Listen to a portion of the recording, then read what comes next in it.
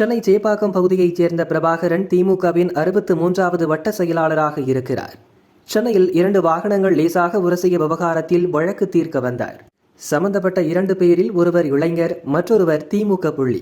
சம்பவம் நடந்ததுமே அந்த இளைஞரை திமுக புள்ளியும் அவரது ஆதரவாளர்களும் சேர்ந்து தாக்கியதாக கூறப்படுகிறது. அதன் பிறகுதான் பஞ்சாயத்து செய்ய வட்ட செயலாளர் பிரபாகரன் வந்தார். அவரிடம் பேசிய அடிவாங்கிய இளைஞர், அவ்வளோ அடி அடிச்சிட்டாருன்னா கண்ணெல்லாம் வலிக்குது என்று புலம்பினார்.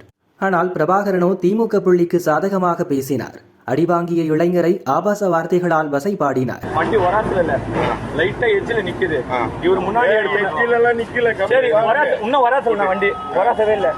டேய் வண்டியை நவுத்துறா. எதுவுமே பேசல. எடுத்தோடனே பேசவே சொல்றேன். எங்க அம்மா மேல சத்தியமா சொல்றேன். எங்க அம்மா மேல சத்தியமா சொல்றேன். எடுத்தோடனே அந்த வார்த்தை பேசுறாங்க. சும்மா வீடியோ எடுத்து சொல்றது என்னவா அதை பாடுற அண்ணம்மா பெரிய நீ காசு குடுறா ரெடி பண்றதுக்குன்னா போட அப்படியே நிக்கட்டா சொல்லிட்டு போன் பண்ண உனக்கு உட்கார போது எங்க இருந்து வந்து சாரின்ற நானே அச்சு போட்டு அப்படிதான் பேசுறேன். அதான் நானும் அப்படிதானே பேசுறேன். திருப்பி அடிப்பேன் நானு பேசுகிறேன். வண்டி இடிச்சிட்டு இல்லாம வண்டி நான் இடிக்கவே இல்லை.